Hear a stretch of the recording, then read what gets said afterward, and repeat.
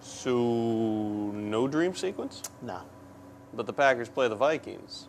Brett Favre, that usually means... I know, but we've been doing this for almost 2 years now. We've written all these stories, we wrote a book, we've done these special section tributes. I went to New York last year, you've been to Minnesota like 4 times. I don't know, man. I think I'm just kind of over it. Yeah, I know what you're saying. So let's say I gave you a choice. Either you could go back in time and stop Brett Favre from ever leaving the Packers, and you never have to deal with any of this, or... I didn't tell you what the second choice was. I know. Could be anything. You get $1 million, new car, find a cure for swine flu, cure for AIDS, cure for baldness.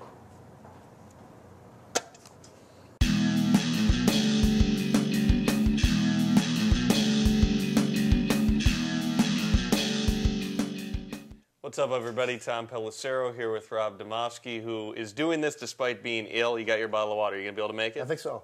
Rob, let's skip the formality of talking about the Cleveland game. The season is back on at this point after facing 2 of the worst teams in the NFL.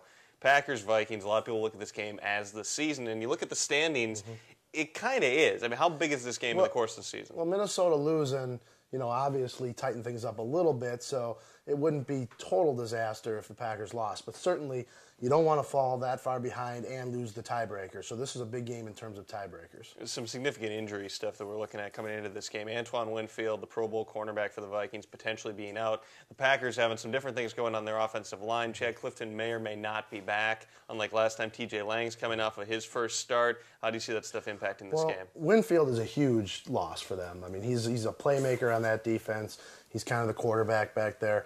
I'm not so sure that the Packers aren't going to be better off with TJ Lang. He's played very well in parts of 2 games and 1 full game at Cleveland. Now, I realize it's a different level of competition, but Lang has been impressive. The Packers having Bigby back, I think, is big, and Clay Matthews is now in a full-time role. So there's some differences, even though that game was only less than a month ago.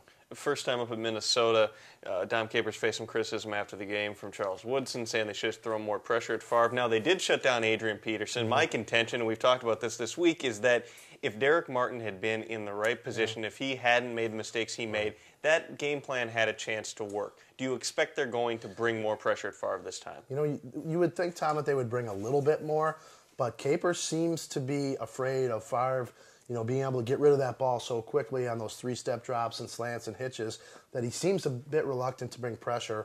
I have to believe that he's going to bring a little more pressure this time. Are the Packers going to win this game?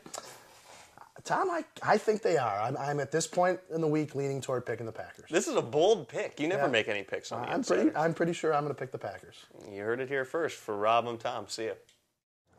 Let's say you get the $1 million and the new car. Swine flu, AIDS cured.